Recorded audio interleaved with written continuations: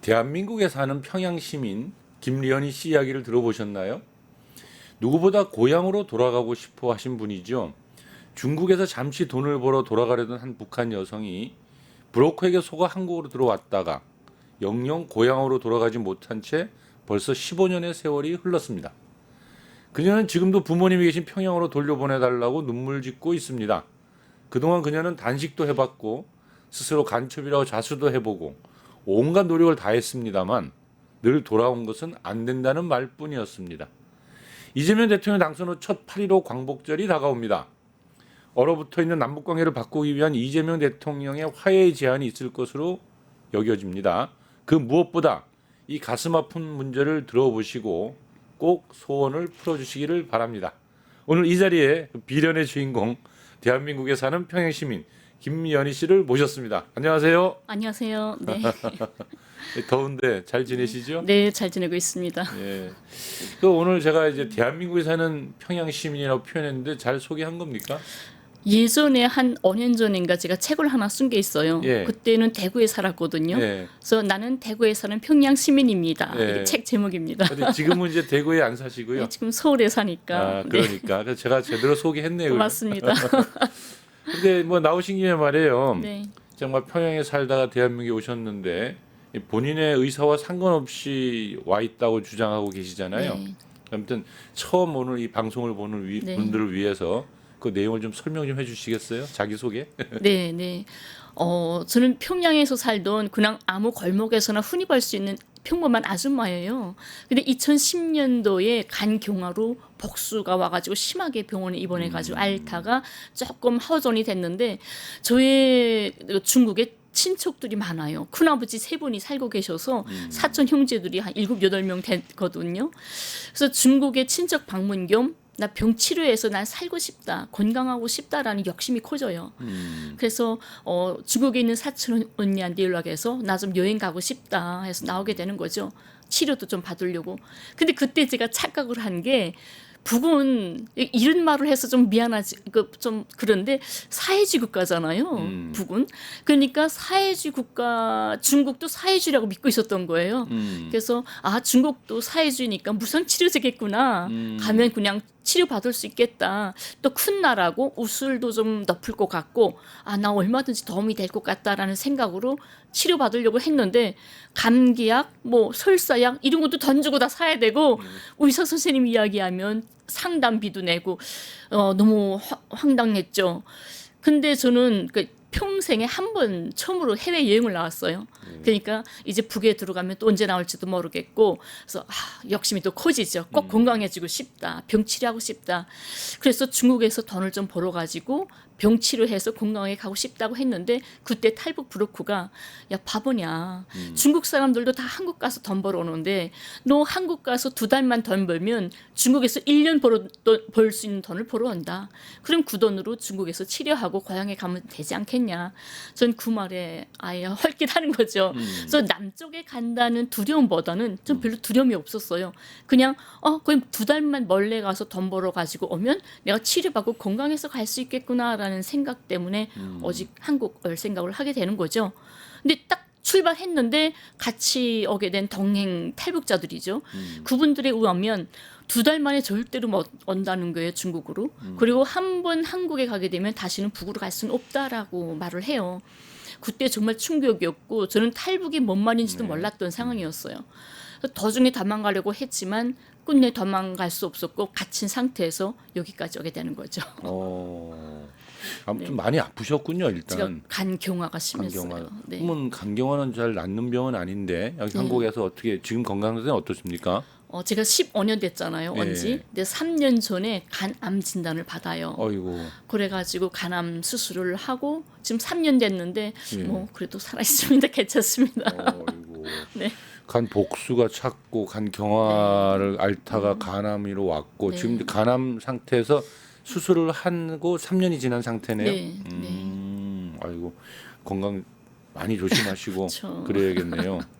근데 뭐 제가 이제 한 가지 이해가 좀 안 가는 측면이 있어서 좀 여쭙고 싶은데 이게 김연희 씨가 널리 알려진 이유가 한국에 넘어온 탈북민들 중에서 유일하게 북한 송환을 공식적으로 요구한 최초의 인물이다로 알려져 있지 않습니까? 네. 네, 한국도 이제 살만하지 않나요? 보니까 병도 이제 수술도 하고 하셨는데 꼭 북으로 가야 될 이유가 있습니까? 15년 동안 너무 힘드니까 어떤 때는 진짜 나도 주저앉아도 되지 않을까 하는 생각이 얼핏 한번 해봤었어요. 네, 근데 그것보다 가장 소중한 게 난 천만금을 줘도 바꿀 수 없는 게 가족이라고 보거든요. 가족이다. 가족과 함께 하지 않는 삶이라는 게 대체 아무리 행복해도 그게 뭔 진정한 행복일까. 그래서 어렵고 힘들어도 뭐 여기보다 더 뭐 황홀한 세상은 아니다 하더라도 저는 꼭 가족과 함께 하고 싶다. 가족과 함께하고 그겁니다. 싶다. 네. 예. 그 어떤 사상이나 종교보다도 네. 귀한 것이 이제 그쵸. 천륜인데 그런데 제가 또 한 가지 좀 이해가 안 되는 부분이 또 하나 있어요. 그 뭐냐면 아무리 탈북 브로커한테 쏘갔다 할지라도 말이죠. 대한민국에 2달 정도 돈 벌면 다시 북으로 돌아갈 수 있다고 믿었다라는 게 좀 이해가 좀 잘 안 갑니다.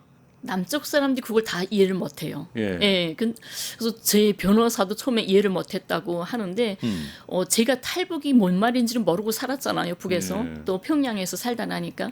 근데 어떤 북에 있을 때 뭘 알았냐면 북이 권한의 행군이라고 해가지고 엄청 어려운 시기가 있었어요. 예, 굶고. 많이 힘들었죠. 예. 예. 그때 북쪽 사람들이 중국을 그냥 제 집처럼 드나들면서 밀수도 하고 돈을 많이 밀항하고 벌어왔군요 그때. 그걸로 경제적 생활을 이어갔단 말이에요. 그래서 저는 국경이라는 거는 북과 중국처럼 그렇게 그냥 조용히 멀리 왔다 갔다 밀항하고 그러는 건 줄 알았죠. 또 특히 남쪽이다 하게 되면 제가 교육받은 거는 뭐 남조선이었잖아요. 초등학교 들어가서부터 저는 선생님으로부터 우린 그런 교육을 받아요. 저 남조선은 우리 형제고 동포다. 언젠가는 한 집에서 살아야 할 우리 가족이다. 이런 교육을 어릴 때 먼저 받았단 말이에요. 그래서 남조선 하게 되면 내 동포인데 형제인데 이런 편한 마음이 먼저 저희한테 자리 잡고 있어서 예. 그냥 갔다 오면 되는 거 아니야. 아이고, 그런 생각했던 거죠. 너무 순진하셨네. 그렇죠. 아 근데 우리가 일반적으로 네. 우리도 북에 갈 기회가 예를 들어 생긴다 해서 네. 북에 한 2달만 갔다가 한번 와야지 하면은 큰일 난다는 생각을 많이 하거든요. 맞아요. 근데 네. 대한민국에 2달 돈 벌어서 갈 수 있다 생각하는 게 너무 순진무구한 생각 같은데. 제가 그 생각을 해봤어요. 남쪽에 왔을 때 이거 어떻게 남쪽 사람들한테 북에 갔다 올래요? 북에 가실 거예요? 하고 물어보면 야 가면 죽지 않어? 이런 말이 제일 먼저 예. 해요. 근데 북쪽 사람한테 야 너 남조선에 갈래? 하게 되면 야 그거 가능해? 이런 말을 할 거예요. 우선 생각하는 각도가 달라요. 그렇군요. 네. 일단은 요런 통일부의 집계 자료가 하나 있어요. 보면 2022년도에 2012년부터 10년간 다시 북으로 돌아간 탈북자가 한 30명 된대요. 근데 이제 이건 북한 매체 보도나 또는 추가 조사 등을 통해서 확인된 수치니까 실제로는 이보다 더 많을 것으로 이제 추정되는데요. 제3국으로 출국, 그러니까 중국 같은 데로 출국했다가 돌아가 버린, 그러니까 한국으로 돌아오지 않은 탈북자가 2019년도에만 해도 771명으로 집계되니까 사실은 이렇게 막 나 집에 돌아갈래 안 하시고 그러니까 여건이 나오면 그쵸. 조용히 중국에 가셔서 다시 가셨으면 탈이 없었을 것 같은데 그렇죠. 계속 그냥 나 가겠다는 말을 해서 더 좀 동티가 난 것 같아요 보니까. 제가 그것도 참 안타까운 아쉬운 점이 많은데 제가 대한민국이 어떤 문화와 어떤 법이 있는지 조금 공부하고 왔더라면 조금 알았더라면 아마 브로커에게 속아서 잘못 왔지만 이거 안 되겠구나 생각하고 국정원에 갔을 때 뭐 대한민국 만세 이런 건 못하더라도 이거 살고 싶어요 이런 말을 했을 것 같아요. 그랬으면 다른 탈북자들하고 똑같이 6개월 한국에 와서 6개월이면 대한민국 여권을 줘요. 그러니까. 그게 누구나 중국에 나갈 수 있는 거죠. 근데 전 그런 걸 전혀 모르니까 국정원에 들어간 첫날부터 나 이렇게 브로커인데 속아서 왔습니다. 아무리 그러니까. 분단이라도 이런 걸 하면 안 됩니다. 나 가족한테 보내주세요 했더니 거기서 나와가지고 사회에서 6개월 만에 친구들 여권 나왔다는 거예요. 나도 이제 중국 가겠구나 하고 여권 신청을 했더니 신원 투기자로 분류가 되어 있는 거예요. 저는 왜 그러냐 하니까 국정원에서 돌아오는 대답이 당신은 처음부터 북으로 돌아가겠다고 했기 때문에 여권을 해주면 나중에라도 북한으로 도망갈까 봐 여권이 나올 수 없다라는 대답이 와요. 여권이 나올 수 없다. 그래서 그때부터 7년 동안 요건을 안 해줘요. 그랬다가 문재인 정권 들어섰을 때 2018년에 7년 만에 요건을 해주고 해줬는데 일주일 만에 출국 금지를 때립니다. 그래서 지금까지 8년 동안 8년째 출국 금지 상태라서 저도 중국으로 나갈 수만 있으면야 뭐 이미 갔겠죠. 그러니까 이제 어찌 보면 굉장히 솔직하게 모든 얘기를 하다가 도리어 좀 어려워진 측면이 크군요. 근데 그동안 이제 지금 사는 데는 어디십니까? 서울 은평구입니다. 서울에 사시고 그러니까 대구에서 살다가 계속 그러면 처음에 나오셔서는 계속 대구에 있다가 네. 서울로 오신 건가요? 네네. 처음에 대구 그 옆에 경산이라고 있잖아요. 예, 예. 그래서 경산에서 살았거든요. 그러면은 그동안 그럼 대구에서는 뭘 주로 하셨어요?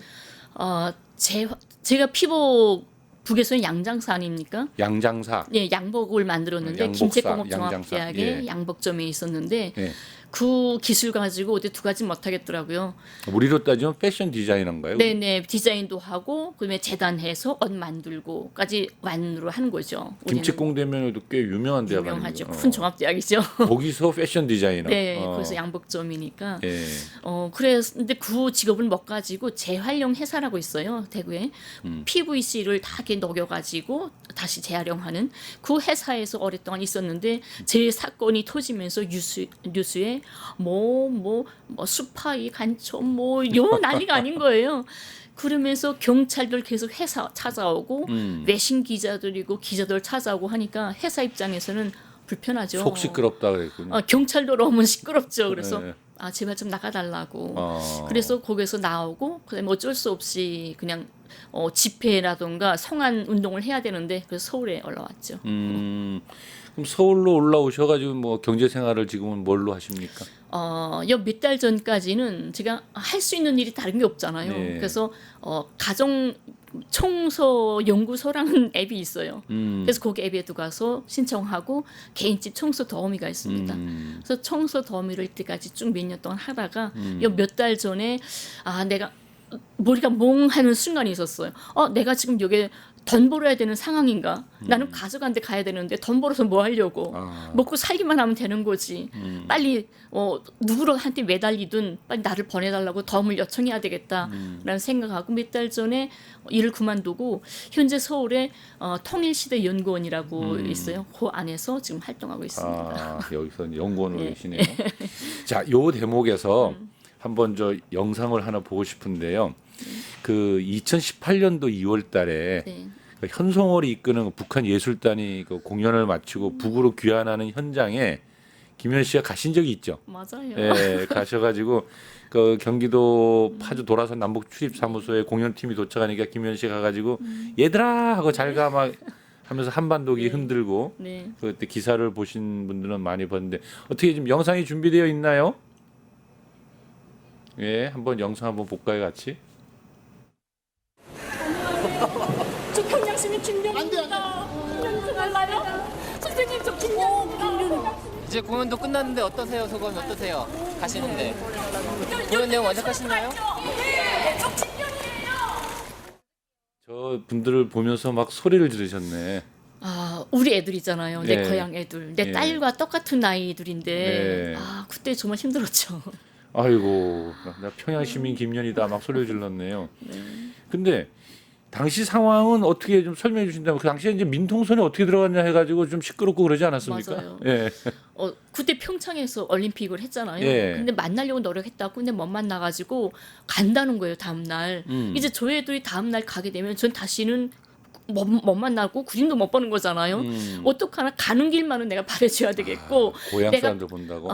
그 가는 발길을 쳐다볼 수 있는 곳까지는 내가 쳐다보고 싶다.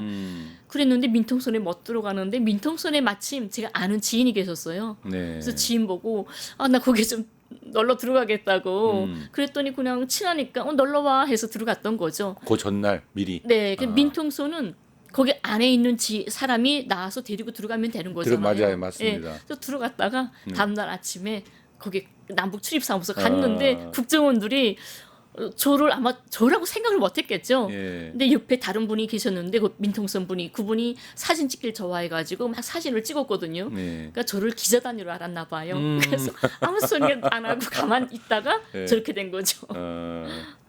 결국 아주 이 전 세계가 다 보는 아주 장면을 하나 만들었군요. 북에 가족이 계시죠? 아버지, 엄마, 남편, 딸, 제 형제들 다 있죠. 북의 가족들 소식은 듣고 계신가요? 이 코로나 이전에는 외신들이나 해외 동포들이 평양에 가면 저희 가족을 만나곤 했어요. 그리고 CNN이 직접 화상으로도 막 연결하고 재미동포 신은미 선생님이 저기 나오네. 저희 네. CNN에 나오는 장면이죠. 네네네. 저희 딸과 남편 되시나요? 네 맞습니다. 제 딸이에요. CNN이 그 평양에 가서 찍어서 저 영상을 만든 거네요. 평양에 CNN 주재 하고 있잖아요. 예, 예. 그리고 서울에도 있고. 예. 그래서 평양 주재 CNN이 먼저 촬영하고 동시에 서울 CNN이 저를 인터뷰하는 과정에서 아예 그 자리에서 보여준 거죠. 서로 보여주면서 네. 목소리를 서로 주고받을 수는 없고 예, 예. 영상만 서로 어수만, 보여줬네요. 네, 아 이거 그렇게 된 참 거죠. 그때 아주 굉장히 느낌이 그 어땠을까? 다음에 예. 한 일주일은 내가 알아 누웠던 것 같아요. 막 우네요 딸이 보니까. 그렇죠. 그게 사실 그 북쪽과의 통화하는 장면이 언론 취재에서 이렇게 나타났다라고 하던데 네. 어떻게 북쪽과 이 직접적인 전화 통화가 가능한가요? 지금 탈북하신 분들이? 탈북하신 분들은 정상적으로 뭐 한 달에 한 번이든 두 달에 한 번이든 정상적으로 통화도 하고 돈도 주고 받는 거죠. 북쪽에 사는 예. 가족들과 예, 탈북자들이 북의 고향에 돈도 보내고 제 대구에 있는 친구는 참 웃기는 재밌는 친구가 있는데 예. 매 달마다 북에서 월급을 받았어요. 돈을 받아요. 이 대구에 있는 딸이 생활이 힘드니까 예. 북에서 돈을 보내요. 참 그런 게 가능해요. 예, 그런 게 가능한 세상입니다. 우리가 생각하고 있는 거와도 많이 좀 다르네요. 그죠. 한마디로 북에도 휴대폰이 많이 있죠. 많이 대중화됐다고 하던데. 엄청 많죠. 많은데 북의 휴대폰 가지고는 안 돼요. 통신망이 다르니까. 예. 예, 전 세계는 인터넷을 쓰지만 북은 인트라넷이라고 해가지고 예. 북에서만 쓰는 내부에서만 망을- 하는 거죠? 네, 예. 그거죠. 그러면 그러면 중국 핸드폰이 예. 국경에 두가 있는 거, 북에 국경에 두가 있는 거예요. 예. 그러면 중국 통신으로 해가지고 중국 통신을 통해서 일로 들어오는 거죠. 아무래도 그러니까 이제 합법적으로는 되지 못해도 음성적으로는 탈북하신 분들과 북쪽과 그걸 누가 맡겠어요, 사실은. 안 되죠. 가족 천리를 어떻게 예, 막습니까? 그렇죠. 가족들과 네. 서로 소통하려고 하는 그 노력.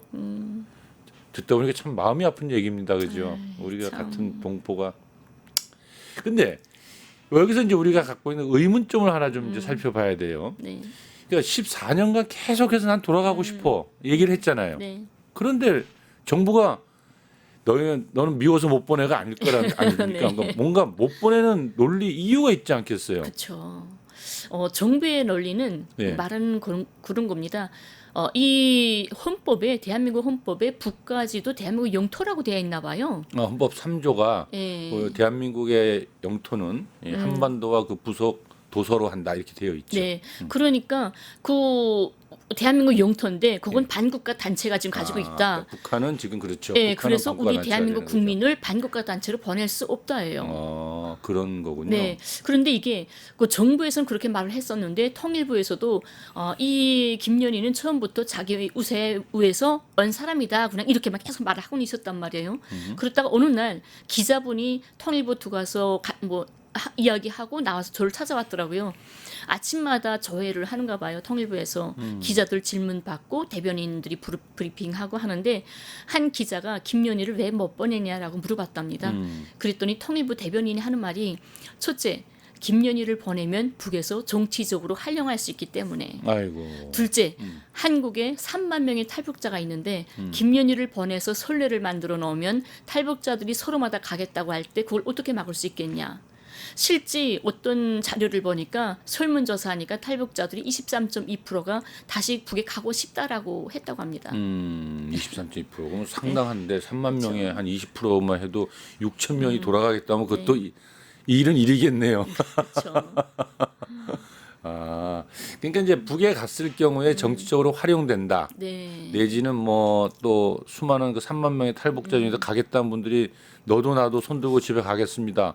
근데 제가 볼 때는 상식적으로 보면 자신의 의사로 온 분들이 있잖아요. 네, 그럼 맞습니다. 그분들이 여기서 또 사는 거지만 의사로 오신 분들이 아닌 분들, 그러니까 김현 씨 같은 분들이라든지 내지는 자기 의사로 왔다 할지라도 나 이제 그만 살아보니까 여기 양쪽 다 살아봤는데 이제 북에 돌아갈랍니다 하면 보내주는 게 상식일 텐데. 다른 나라들 같아서 정상적인 나라들이었으면 그게 상식이죠. 하지만 네. 우리 한반도는 정상적인 상황이 아니잖아요. 분단 국가잖아요. 예. 전쟁 중이고 분단 국가고 체제 경쟁이 남아 있는 한 그거 왔다가 살다가 나 싫어 갈 거야 하게 되면 이 체제가 싫어서 가는 걸로 돼 있는데 그거 아마 가능할까 이런 생각 드는데 제가 그런 생각도 해봤어요. 탈북자들이 많이 와서 뭐 TV조선인가요? 이제 만나러 갑니다라든가 와서 네, 채널 북에 A에서는. 대해서 엄청나게 저 안 좋은 말들 많이 하잖아요. 예. 그런 말을 한다고 해서 북이 지금 무너져 버리진 않았단 말이에요. 예. 그러니까 아무리 탈북자들이 와서 북을 씻고 정치적으로 이용당한다고 해도 북은 아직 살아 있어요. 저 같은 일반 아줌마 아무것도 모르는 아줌마 하나 보냈다고 해서 남측이 무너지진 않을 거란 말이죠. 그렇죠. 이 예, 예. 대국 세계 경제 대국인 대한민국이 예. 저 같은 거 보낸다고 뭐 흔들립니까? 좀 자신감을 가졌으면 좋겠다. 좀 돌려보내면 좋겠다 이 소리죠. 네. 그런데 말이에요. 그 계시는 동안에 간첩죄로 잡혀가지고 또 재판도 받고 집행유예로 또 풀려나기도 하고 하는 그런 일도 겪었죠. 처음에 왔을 때 가야 된다는 생각밖에 없잖아요. 그래서 생각한 게 밀양시도 하고 그게 안 돼서 다시 위조 여권 만들고 그러다가 그것도 다 안 되고 재판까지 기소되고 그런 거예요. 그때 제가 제 옆에는 아무도 없잖아요. 국정원 경찰밖에 제 옆에는 없었어요. 제가 할 수 있는 건 인터넷 뜨지는 것밖에 없었는데 완전히 그냥 요주 인물이었겠군요. 네. 맨날 눈만 뜨면 집에 간다고 맞아요, 하니까 완전 감시 대상 1호였구만요. 네. 근데 그때 유호성과 유호성. 원정아 간첩 조작 사건이 뉴스에 떴었어요. 있었죠. 그 이건 뭐지 하고 서울 보니까 공무원 예. 간첩 조작 탈북자 사건. 명단을 북에 보내서 간첩이 됐다고 하더라고요. 근데 그거 보니까 내가 간첩이 되면 나 강제 추방당하지 않을까? 이런 또 천진한 생각을 하게 된 거죠. 계속 순진한 생각을 네, 하죠. 혼자 계속 한 번만 하는 게 여러 번 하시네 보니까. 어디 물어볼 데가 없잖아요. 저는. 예. 그래서 나 간첩돼야 되겠다 했는데 탈북자 명단 넘기면 간첩이 된다는 거예요. 그래서 제가 아는 친구들 17명을 핸드폰에 다 적어가지고 저를 수사하던 경북지방경찰청 성충호 버스대 팀장한테 넘깁니다. 주면서 나 이거 북에 보낼 명단을 수집했다. 나 빨리 잡아가라. 나 간첩이다라고 말을 해요. 자수까지 하셨네 네. 또. 그리고 난 며칠 날 집에 있을 거니까 그때 와서 나 잡아가라. 그런 거까지 소통을 합니다.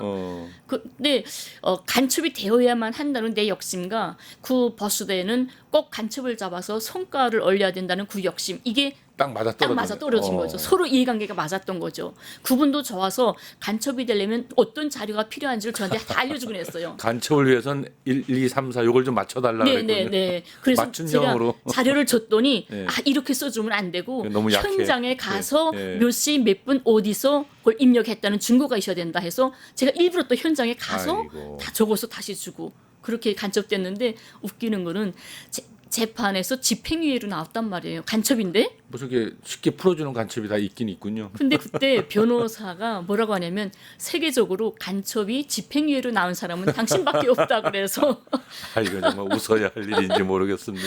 네. 참.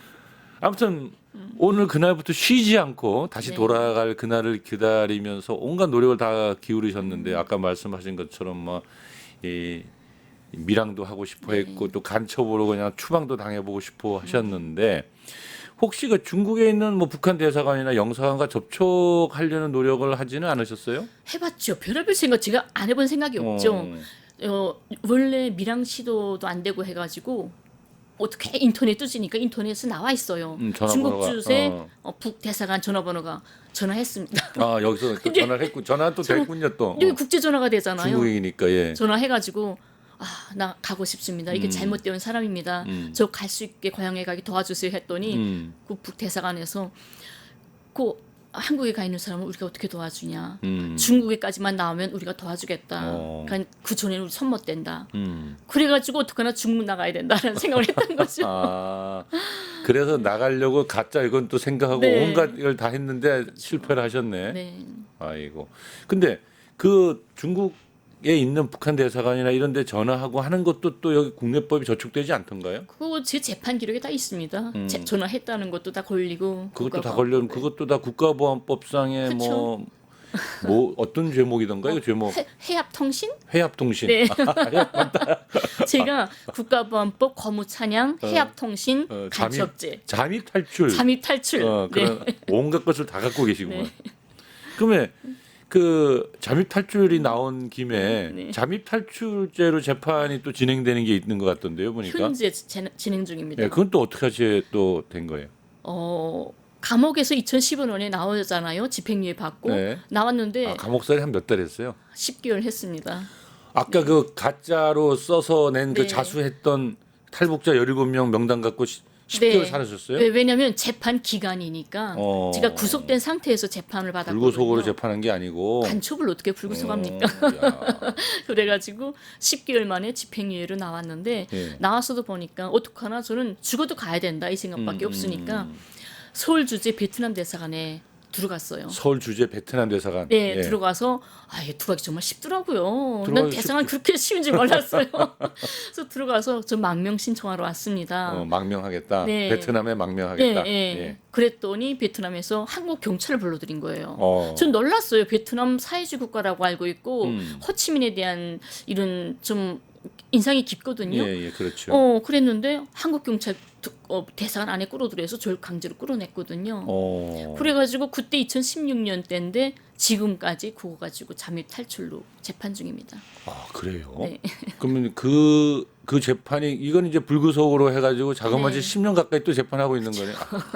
그러니까 정말 한국에 와서 병도 네. 고치고 암 수술도 하고 또 이 온갖 재판도 받아보고 감옥도 가고. 좋은 일도 했어요. 제가 여기 와서 제가 간첩이 데려온다고 갈 때 제가 엄청 적극 협조했던 그 보안수사대 팀장님이 예. 저 간첩을 하나 만들어 가지고 경감으로 특진도 했고 특진도 되고. 허상도 많이 타셨고 그래서 제가 좋은 일도 했습니다. 경찰 공무원한테 아주 훌륭한 일을 하셨군요. 참. 근데 밥도 한 번 안 사네요. 오늘 방송 나가면 또 혹시 찾아올지 모릅니다. 그 유경식당 종업원 얘기도 한번 좀 네. 물어보고 싶은데 우리 그 잘 모르시는 또 청취자들을 위해 잠깐 설명해 드린다면 2016년 4월 5일에 중국 저장성 닝보시 하이수구 소재에 북한 식당 유경식당이 있는데요. 여기서 이제 종업원들 13명이 집단 탈북을 해서 한국에 오는 사건이 있었습니다. 근데 당시에 이제 탈북을 주도한 식당 관리인이 국정원의 도움을 받았다라고 주장하면서 이제 집단 탈북이냐, 집단 유괴냐, 뭐 이런 이제 여러 가지 논란을 불러일으켰던 사건인데요.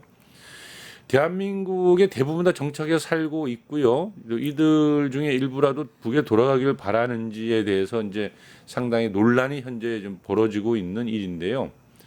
이제 이 유경 종업원들, 이 식당 종업원들 어린 그 여성들을 가서 만나셨죠? 네, 저 만났습니다. 네, 만나 보니까 어때요? 어떻게 하다 이렇게 또 만나야겠다는 생각을 가지셨나 보죠.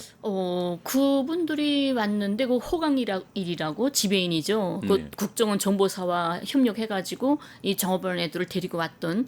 근데 그 호강일이가 처음에는 그때가 박근혜 정부 때죠. 네, 예. 때죠. 그때 얼 때는 이 정보사가 처음에 데려올 때 그랬대요. 너 들어가게 되면 무궁화 훈장을 받게 될 거고 엄청 큰 영웅 칭호를 받고 경제적 큰 어떤 이익이 벌 수 있다 이렇게 하면서 했고 처음에는 혼자 하려고 그랬대요. 넌 도박이고 뭐고 빚을 많이 져서 그랬는데 여기 정보 국정원이 너 혼자 오면 받지 않는다. 그 애들 다 데리고 와야 가능하다. 예. 그래서 할 수 없이 데려오게 됐던 거죠. 근데 처음에 약속했던 거를 하려고 했는데 그만해야 박근혜 시절이 끝났잖아요. 네. 호각 야네가 들어오자마자 그러니까 그 자기네 약속했던 엄청난 그 버스를 네. 혜택을 못하게 된 거예요. 저런. 그러니까 이거 안타깝죠. 약속은 더는 안 주지. 근데 처음에 들어올 때는 국정원이 그렇게 약속했대요. 한국에 안 가겠다고 하니까 일단 다른 데 갈래도 한국에 와서 대한민국 국적을 가지고 조사를 하고 가야 된다. 그러니까 한국에 왔다가 저기 동남아시아 쪽에 식당을 차려줄 거니까 거기 다 애들이랑 같이 나가서 장사를 해라. 이 약속을 받고 들어왔다는 거예요. 그래요? 근데 들어와서 보니까 가구 애들한테는 너네 절대 여기 누구도 모르게 한다. 들어왔다가 그 다음 날로 동남아 식당 꾸려서 내보내준다라고 약속했는데 들어갔는데 애들이 국정원 들어갔는데 그 다음 날로 TV에 자기네가 나오잖아요. 그러죠. 그러니까 속았다는 거 알고 엄청 울었다는 거예요. 어. 근데 호강일이는 애들은 임대주택 같은 거 받았지만 호강일이는 아주 사택 전 집을 줬어요. 국정원이 따로. 근데 얘들이 제대로 된 약속을 안 지키고 하니까 얘들하고 있다가는 덜 못 받겠다 하고 다시 또 꾼을 바깥한 거죠. 그래서 그 민변을 찾아갔나 봐요. 그쪽에 붙으면 또 좀 다른 돈 좀 받을 수 있겠나 했었는데 거기서 그래서 뉴욕 타임즈나 뭐 어떤 언론들 좀 많이 나갔죠. 우리는 원해서 온 게 아니고 가려고 한다라고 진짜 가려고 준비했던 3명이 언론에 나갑니다. 나가서 가려고 한다. 우리는 원해서 온 게 아니고 속아서 왔다라는 걸 말하죠. 그리고 호강이를 제가 여러 번 만났어요. 그 집에는 만나서 밥도 먹고 했는데 그 엄청난 사건들이 있죠. 국정원이 어떤 짓을 했는지를. 그래서 그 돈 약속했던 돈 받으러 오라고 그래서 갔더니 예를 들어 5천만 원 주겠다고 했는데 1,000만 원을 내놓더라는 거예요. 그래서 처음 약속하고 다르지 않냐? 왜 이것만 주냐? 했더니 뭐 구전에 오기 전에 우리가 1,000만 원 준 거 있고 뭐 어쩌고 이런 것을 대더라는 거예요. 그래서 오고 나니까 그냥 싹 입을 닦아버렸구나. 오니까 다 달라진 거죠. 그래서 너네 하기 전 안 놀래 하고 예. 뭐 언론에 나가고 그랬던 거죠. 지금은 애들도 만나고 하면 엄마를 엄청 그리워하고 하지만 좀 안타까운 사연들이 있습니다. 네. 네, 지금은. 뭐 다 뭐 안 밝혀서도 됩니다. 네. 아무튼 중요한 거는 이들의 자유 의사에 따라서 정말 고향으로 돌아가길 바란다면 그렇죠. 예, 돌려보내줘야 한다고 저는 생각을 하는데요. 아무튼 그 누구보다도 유경 식당 종업원들이 대한민국 왔을 때 남일 같지 않았을 것 같긴 합니다. 그렇죠. 예. 딸 같죠. 딸 제 같은, 딸들이니까. 예, 이 애들의 엄마 아버지가 평양에서 저희 집에 계속 오곤 해요. 와서 저희 집 아버지 저희 부모랑 남편이랑 딸이랑 명절도 같이 세고 하면서 영상을 찍어서 계속 보내준단 말이에요. 아이고 저런. 그래서 그 애들한테 막 이 영상도 막 보내주고 싶은데 지금은 또 어떨지 몰라가지고. 그렇죠. 네. 아무래도 이제 젊은 나이에 왔고 또 여기서 또뭐 시집도 가고 하셨을 거고 다들 그렇죠. 네, 참 쉽지 않겠죠. 아무튼 좋습니다. 그러니까 북과남을 다 경험해 보셨잖아요. 네, 이제 한국에서 가장 인상 깊었던 게 뭐가 있을지 이런 얘기 한번 듣고 싶어요. 우선 역시 우리 민족은 한민족은 하나다. 역시 하나구나. 어. 이걸 딱 느낄 때가 음주가무. 음주가무. 남과 북의 음주가무는 정말 신통이 똑같아요. 거기 어떻게 이렇게 신통하지 하는 그냥 생각에. 한 잔 먹으면 춤추고 노래하고. 네. 그 우리 민족의 흥이 있잖아요. 그건 참 역시 우리 하나였구나라는 게 알고 좀 인상 깊은 건 뭐냐면 이게 집회 문화. 이제 평양 이제 다시 고향에 간다면 그런 문화를 다시 못 볼 것 같아서 참 신기하면서 좀 안쓰럽고 속상한 거죠. 왜냐하면 제가 평양에서 강주인민 대학살 사건이라든가 이런 거를 봤단 말이에요. 네. 보고 뭐 옛날에 학생들이 막 데모도 하고 그랬잖아요. 네. 체류탄 맞고 그 영화의 석인 줄 알았지 현실이 가능하다는 걸 상상을 못했던 거예요. 근데 여기 와서 백남기 너인 때 척불 때 그때도 직접 제가 느끼고 하면서 또 그게 참 안타깝다. 왜 저래야 될지 이 문화는 뭐지라는 게 좀 가장 신기하면서도 이거 이해가 안 됐던 그런 건데 한 가지 조금 가벼운 거는 북에서 여자들한테 가장 행복하고 즐겁고 그런 명절이 3.8 분여절이에요. 그렇죠. 국제 3.8 분여절. 여성의 날이라고 하죠 우리. 네, 그날은 막 치마저고를 입고 놀고 춤추고 맛있는 거 먹고 그런단 말이에요. 그날은 여자들이 대접받아야 되는 날이니까. 그런 줄 알았는데 남쪽에도 그런 줄 알았는데 3.8절 날 강화문 옆에 지나가는데 막 여자들이 다 앉아서 막 주먹질하더라고요. 데모하는 거예요. 데모하고 있어요. 아니 명절날 왜 춤추고 놀지 않고 왜 데모를 해? 여성 인권을 되찾겠다고 데모해서 이거는 정말 북에서 전제할 수 없는 신기한 어떤 모습이잖아요. 예. 그래서 그랬어요. 근데 말이죠.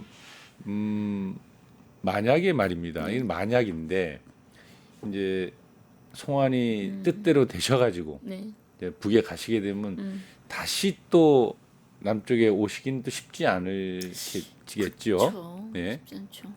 그러면 뭐가 제일 그리울 것 같아요? 제가 이건 너무 먹는데 밝힌다고 할까봐 좀 대답이 좀 제한되는데 예, 예. 하여튼 말씀드리면 제가 남쪽에 와서 아직까지 먹지 못하는 게 평양냉면과 순대를 못 먹어요. 입이 안 맞아서. 그래요. 예, 평양냉면 식당에 가서 못 먹고 집에서 따로 해 먹거든요. 예. 그래서 순대를 아직까지 못 먹어요.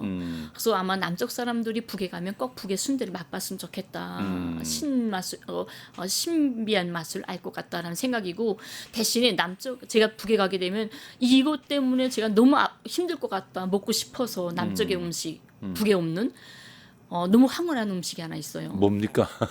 홍어 삼합하고 홍어 삼합.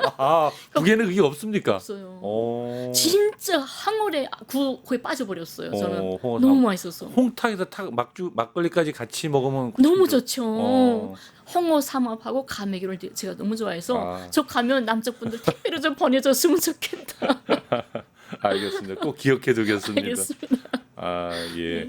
아니 뭐 일단은 계시는 동안에 예. 홍어 삼합과 막걸리 꼭 기억하겠습니다. 근데 원래 김치공대에서 네. 굉장히 명문대인데 거기에서 패션 디자이너 거기서는 네. 이제 양복사, 양장사, 양복사라고 하죠. 양복사. 네. 그러니까 직업이 양복사를 하셨잖아요. 네. 그럼 북으로 간다면 만약에 돌아가시게 된다면 그 일을 다시 하게 될까요?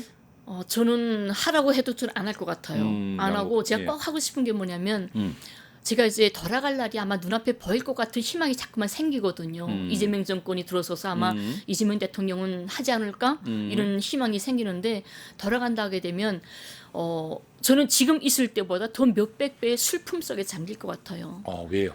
저 또 이산 가족이 되는 거잖아요. 또 떠나니까. 저의 삶의 절반이 남쪽에 있어요. 그렇죠. 정말 처절하고 아프고 힘들 때 날 감싸주고 챙겨줬던 그 형제들인데 그 그렇죠. 형제들과 또 헤어진다면 밤낮 그거 그리워서 울어야 되고 그래서 저는 북에 가게 되면 남쪽 분들이 북에 이제 여행을 올 거잖아요. 예. 남북 결호도 되고 정세가 좋아지면 그러면 난 남쪽 분들한테 북 소개도 하고 맛있는 음식도 대접하고 하는 여행 가이드를 하고 싶다. 여행 가이드. 그래서 남쪽 분들의 숨결을 느껴야 제가 편안하고 행복해질 것 같아서 그거 하고 싶습니다. 남쪽에서 온 사람들한테 저도 거기서 한 15년 살아와서 아는데 이제 네, 이렇게 맞습니다. 깜짝 놀라겠다 그죠? 됐다 맛있나 하면 그런 날이 정말 왔으면 좋겠네요. 네.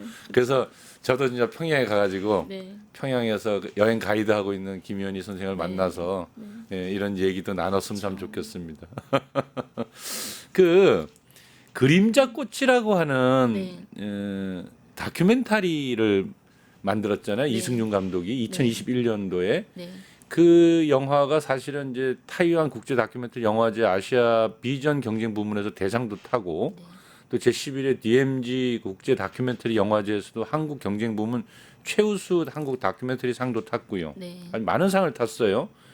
그리고 이제 2020년 핫독스 국제 다큐멘터리 영화제 월드 쇼케이스 프로그램에 초청돼서 호평도 받았는데 네. 영화를 그 당시에 보셨던 소감이 좀 어떻습니까? 이 영화 내용이 영화의 주인공이 바로 김현희 선생이잖아요. 네, 네. 예, 그림자꽃. 왜 그림자꽃이라고 했다 그래요? 제가 알기에는 꽃 하게 되면 가장 떠오르는 게 향기와 색이잖아요. 예. 그래서 꽃이 아름다운 거잖아요. 근데 분명히 저한테 가족은 있는데 만질 수도 없고 냄새를 맡을 수도 없는 향기도 없고 색깔도 없는 그림자 같은 가족인 거잖아요. 아이고. 예, 그래서 그림자꽃 이렇게 했던 거죠. 그렇군요. 그러니까 그 그림자꽃을 보셨을 때 소감은 어땠어요? 영화를 보면서?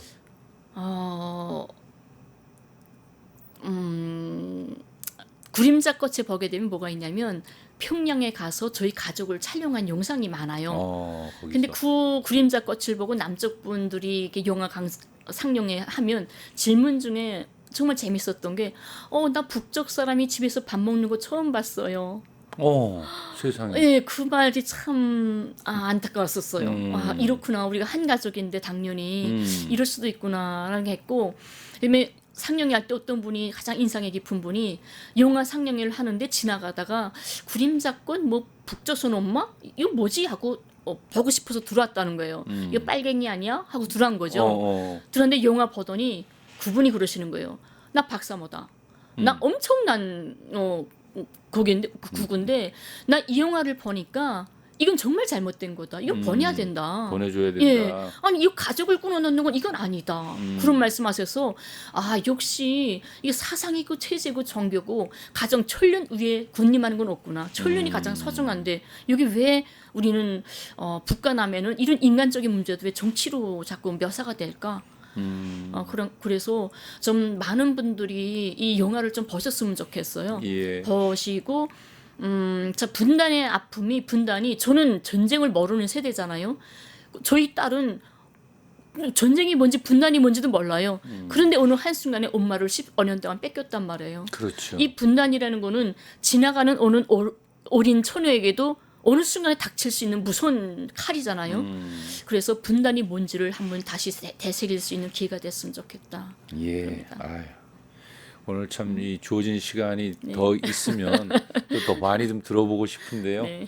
아무튼 그 어렵고 힘들 때 손잡아주던 남녀의 형제들 겪고 있을 수 없다 아까 말씀하셨는데 마지막으로 짧게 좀 인사를 좀 드린다면 어떤 말씀하고 싶습니까? 저 간절한 소원이 있어요. 예. 소원은 뭐냐면 제가 이제 북에 간다고 해도 저희 남편과 딸 손잡고 다시 서울에 와서 여러분들하고 홍어 한 그릇 더 다시 먹고 남쪽의 분들 친구들 여기 15년 동안 같이 했던 친구들 손잡고 평양 옥류관에 가서 옥류관 냉면을 먹을 수 있는 대동강 맥주를 먹을 수 있는 그런 날이 좀 하루빨리 왔으면 좋겠다 하고 간절히 기원합니다. 아유, 저도 그러고 싶습니다. 네. 시청자 여러분 어떻게 보셨습니까? 김연희 씨를 붙잡아 두는 게 좋을까요? 북송하는 게 나을까요? 탈북민의 북한 송환이 단순히 개인 차원의 문제가 아니라 국가 안보는 물론 북한과의 관계, 국내 정치와의 무관한 사안이 아니라는 것은 굳이 강조하지 않아도 누구도 알고 있는 사실입니다.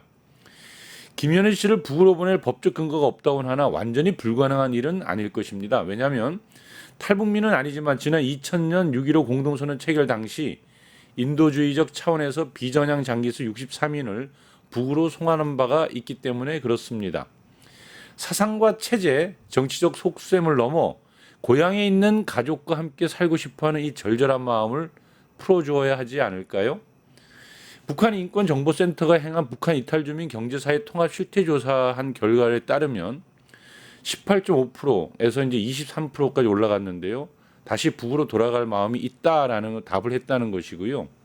그 이유를 보면 고향과 가족에 대한 향수, 그게 거의 80%에 가까운 이유였다고 하지요. 자, 이렇게 정도 됐다면 말이죠.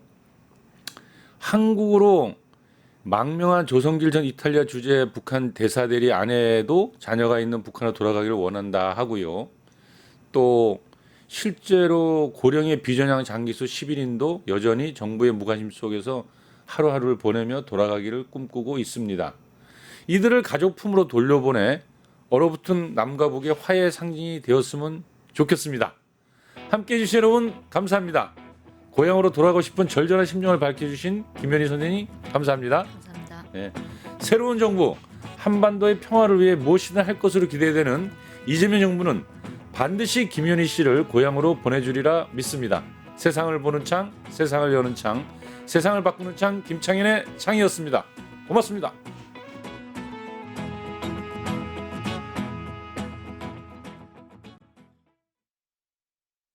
파타타타 증원봉합